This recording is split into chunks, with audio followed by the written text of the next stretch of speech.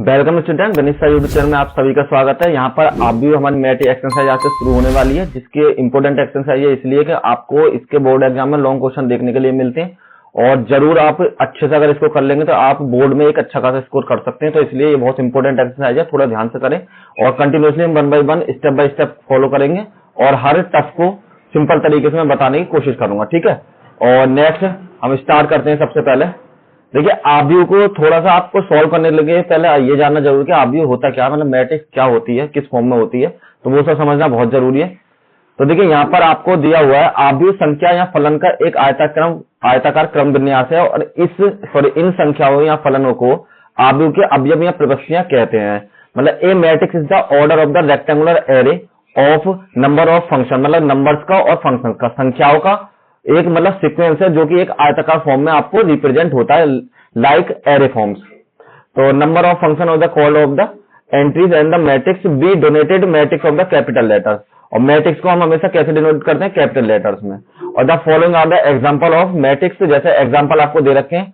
अगर किसी भी तरीके से अगर आपको ब्रैकेट में A1 A2 A3 V1 V2 और V3 इस तरीके कोई भी फंक्शन या कोई भी आपको एंट्री दे रखी है तो वो आपकी किस फॉर्म में है, आपकी आव्यूह की फॉर्म में 3 3 1। तो इस फॉर्म में जो भी आपको दे रखी होती है वो सारी आपकी किस होती है, इसको क्या बोलते हैं, आव्यूह बोलते हैं। अब इसमें आव्यूह में आपको दो चीज कॉमन है जानने के लिए।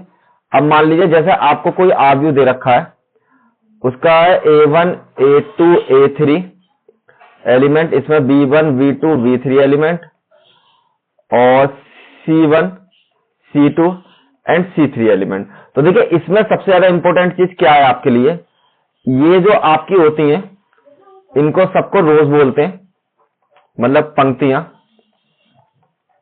ये सब आपकी पंक्तियां हैं, ठीक। जिसे रोज 1 हम डिनोटेड कर सकते हैं R1 R2 और R3 से, और जो आपके पैरेलल खड़े हुए हैं बिल्कुल स्ट्रेट, उनको बोलते हैं C1 C2 C3 means column. इन सबको कॉलम बोलते हैं और हिंदी में बोलते हैं इनको स्तंभ, ठीक। जिसमें आपको इसको I से डिनोटेड करते हैं और इसको J से डिनोटेड करते हैं। तो ये भी आपके लिए जानना जरूरी है क्योंकि इसी के बेस पर आपको आगे क्वेश्चन मिलेंगे। नेक्स्ट चलते हैं। देखिए, आव्यूह के प्रकार, सबसे पहले आपको बता देते हैं आव्यूह कितने टाइप का होता है। तो आव्यूह के जो टाइप्स हैं आपके, सबसे पहले होता है स्तंभ आव्यूह। एक स्तंभ आव्यूह कहलाता है यदि उसमें केवल एक स्तंभ हो, ठीक है। कहने वाला अगर उसमें कोई भी जो एलिमेंट है वो स्तंभ के बेस में इंक्लूड होते चले जाते हैं, मतलब ऐड होते चले जाते हैं, वो आपका क्या कहलाता है, स्तंभ आव्यूह। यहां इसको इंग्लिश में बोलते हैं कॉलम मैट्रिक्स। लाइक अगर आपको A बराबर दे रखा है 2 4 6 8, तो ये आपका कैसा है, कॉलम आव्यूह, ठीक। अगर इसी के तरीके से आप ये मान लीजिए ये एलिमेंट ये नहीं होके अगर आपके पास केवल इतने एलिमेंट होते तो ये भी आपका कॉलम आव्यूह ही बन जाता, मतलब कॉलम मैट्रिक्स ही होता है ये आपका। और इसके लिए जो कंडीशन होती है वो कंडीशन हमेशा याद हुए कि मैट्रिक्स की जो फॉर्म होनी चाहिए AIJ, ये मैंने बताया था आपको, ये रो को डिनोटेड करेंगे और J आपका कॉलम को डिनोटेड करेगा, तो M×1। अब देखिए, ये जो होता है सबसे पहले ये इसकी स्टैंडर्ड फॉर्म होती है मैट्रिक्स की, जिसमें पहले रो आती है और फिर आपका कॉलम आता है। तो मैं आपको थोड़ा सा एग्जांपल के लिए बता देता हूं। अगर आपके पास मान लीजिए A1 A2 और B1 और B2 आपके पास इस तरीके एलिमेंट है, तो आपके पास रो 1 रो 2 और कॉलम 1 और कॉलम 2, ये आपके पास 2 कंडीशन है। इसका मतलब है 2 ही रो है आपके पास, 2 ही कॉलम। तो इस मैट्रिक्स का जो ऑर्डर हो जाएगा वो आपका 2 by 2 की फॉर्म में हो जाएगा। सबसे पहले रो लिखते हैं, उसके बाद हम कॉलम लिखते हैं। अगर मान लीजिए आपके पास ये इस तरीके से होते हैं A1 A2 A3 V1 V2 और V3, तो देखिए आपके पास यहां पर भी रो तो यहां पर सेम है आपके 2, लेकिन जो कॉलम है आपके पास वो आपके पास कितने हैं, 3। तो आपकी जो ऑर्डर हो जाता मैट्रिक्स का वो कितना हो जाता, 2 by 3 की फॉर्म में। तो इसी तरीके से यहां पर जो स्तंभ का जो ऑर्डर होता है, मतलब कॉलम मैट्रिक्स का जो ऑर्डर होगा वो आपका M×1 की फॉर्म में होगा। ये ऑलवेज 1 रहेगा और इसमें आप इंक्लूड कर सकते हैं कितनी वैल्यू। नेक्स्ट पंक्ति आव्यूह, यहाँ पे रो मैट्रिक्स इसको बोलते हैं। रो मैट्रिक्स में आपका क्या होता है, एक आव्यूह जो पंक्ति के फॉर्म में होता है, इस बार आपके पास जो मैट्रिक्स है वो इस तरीके से इंक्लूड होनी चाहिए, 2 4 6 8 10। तो इसका मतलब ये क्या हो जाएगी आपकी रो मैट्रिक्स हो जाएगी।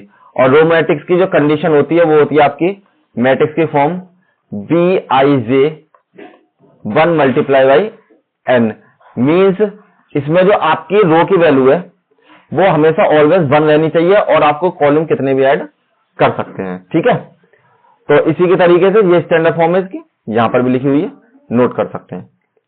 नेक्स्ट, अब आपका नेक्स्ट टॉपिक है आपका है ये स्क्वायर मैट्रिक्स। स्क्वायर मैट्रिक्स क्या होता है, एक पंक्ति जिसमें स्तंभ और पंक्तियों समान होती हैं उनको क्या बोलते हैं, वर्गाव्यूह बोलते हैं।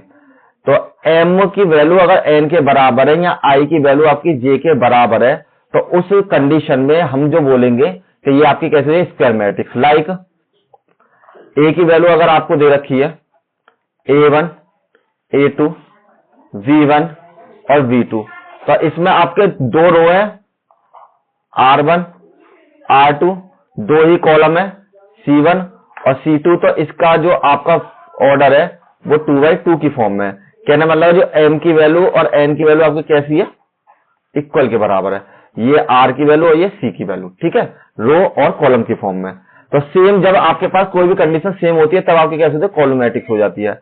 अगर मान लीजिए आपको a बराबर इस तरीके के एलिमेंट होते हैं a1 a2 a3 b1 b2 b3, तो इसमें देखिए r की वैल्यू मतलब रो की वैल्यू तो रो1 रो2 है और कॉलम की value c1 c2 and c3 की फॉर्म में। तो इसका मतलब है r not equal to column मतलब m not equal to n। तो ये जो आपकी कंडीशन हो जाएगी ये आपकी इक्वल मैट्रिक्स के बराबर स्क्वायर मैट्रिक्स के बराबर नहीं होगी। नेक्स्ट पे, अब देखिए नेक्स्ट पे आपका देखा विकर्ण आव्यूह मतलब डायगोनल मैट्रिक्स।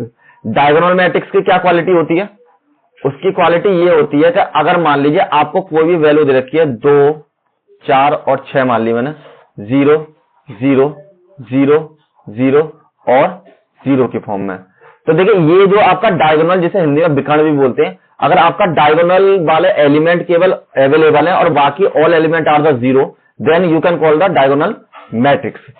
तो आपके पास जो ये डायगोनल मैट्रिक्स हो गई, ये जरूर नहीं है ये तो आपके 3/3 की फॉर्म में स्क्वायर मैट्रिक्स में, लेकिन आपके पास अगर इस फॉर्म में भी हो सकती है मैट्रिक्स कि मान लीजिए 2 0 0 0 0 3 0 0 0 0 4 0 और 0 0 0 3, तो ये भी आपका डायगोनल हो जाएगी और ये इसकी फॉर्म क्या हो जाएगी 4/4। लेकिन इसके लिए सबसे ज्यादा कंडीशन ये है कि आपकी ये स्क्वायर मैट्रिक्स ही होनी चाहिए। अगर ये आपकी स्क्वायर मैट्रिक्स नहीं है तो आपको डायगोनल नहीं मिल सकता। जैसे कि अगर मान लीजिए आपकी 3/2 की फॉर्म में होती है a1 0 0 और 0 a2 0, तो आपका डायगोनल इस वाले रो को मतलब इस वाले कॉलम से बिलोंग नहीं करता, तो ये क्या हो जाएगी आपकी ये कंडीशन अनसेटिस्फाई हो जाएगी। तो इसका मतलब ये है कि आपको जब भी डायगोनल मैट्रिक्स देखनी है पूछा जाए आपसे तो आप ये जरूर ध्यान रखेंगे, every square matrix are the diagonal matrix like every term of the diagonal are 0, मतलब उसके अलावा जो आपको एक्सपेक्ट करने के बाद जो आपको टर्म बचते हैं अगर सारे 0 हैं तो आपका वो डायगोनल मैट्रिक्स हो जाएगा। इसकी कंडीशन देखिए यहां पर भी यही दे रखी है कि आपकी जो मैट्रिक्स की फॉर्म है वो i और j ऑलवेज आपकी कैसी होनी चाहिए, m और n दोनों इक्वल होने चाहिए। नेक्स्ट मूव करते हैं स्केलर मैट्रिक्स। स्केलर मैट्रिक्स में क्या होती है, आपके सेम डायगोनल डिनोटेड होना चाहिए, लेकिन उसके साथ एक कंडीशन और आपको दे रखी है कि आपके जो भी एलिमेंट हैं डायगोनल फॉर्म में वो सारे एलिमेंट आपको सेम फॉलो करने चाहिए। अगर सभी के सभी पद हमारे डायगोनल के फॉर्म में इक्वल है तो वो हमारी कैसी हो जाती है, स्केलर मैट्रिक्स। ठीक, और ये कोई मायने नहीं रखता कि आपके पास प्लस की वैल्यू है या आपके पास माइनस की वैल्यू है, आप जैसे भी चाहे उस फॉर्म में आपके पास केवल सेम एलिमेंट अवेलेबल होने चाहिए डायगोनल फॉर्म में। तो वो आपकी स्केलर मैट्रिक्स होती है, और स्क्वायर मैट्रिक्स ही आपकी कैसी होगी, हमेशा स्केलर मैट्रिक्स कहलाएगी, क्योंकि इसके लिए भी कंडीशन आपकी सेम होनी जरूरी है। चलिए नेक्स्ट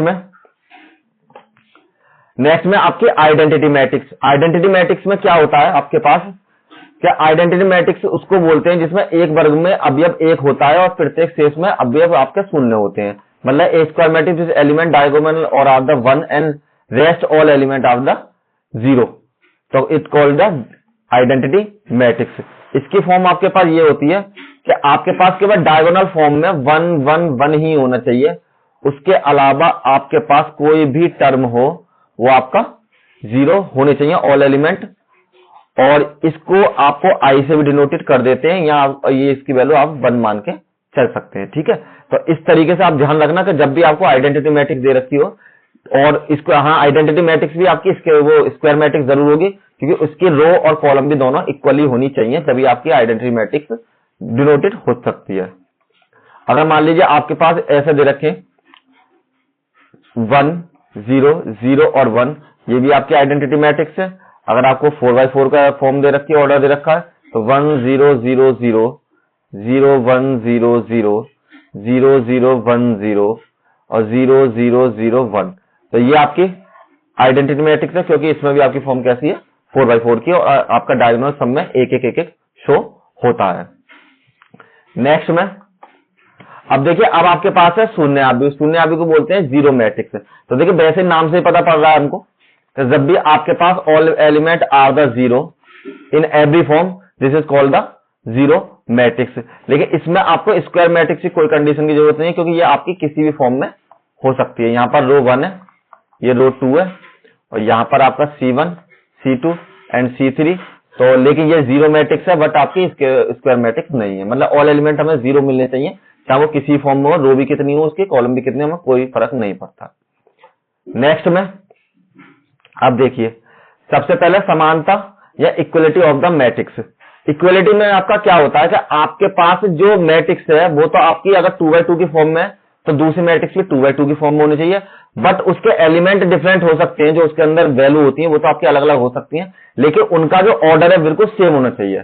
तो आप चाहें तो इसको ऐसे लिख सकते हैं, सेम ऑर्डर फॉर्म, मतलब ऑर्डर की जो फॉर्म है आपकी बिल्कुल सेम होनी चाहिए। एग्जाम्पल के लिए आपके पास ए की वैल्यू दे रखी है A B C और D, और आपके पास जो B की वैल्यू दे रखी है वो आपको दे रखी है 1 2 3 और 4।